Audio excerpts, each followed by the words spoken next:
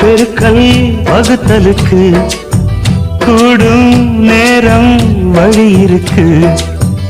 இருக்கிற நாள இருவரும் சேர்ந்து இடைபிரியாம கழிச்சிட வேணும்.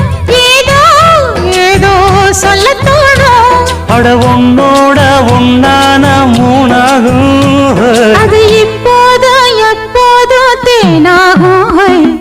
பள்ளிக்கூடம் போகலாமா, அதுக்கு புத்தகத்தை வாங்கலாமா?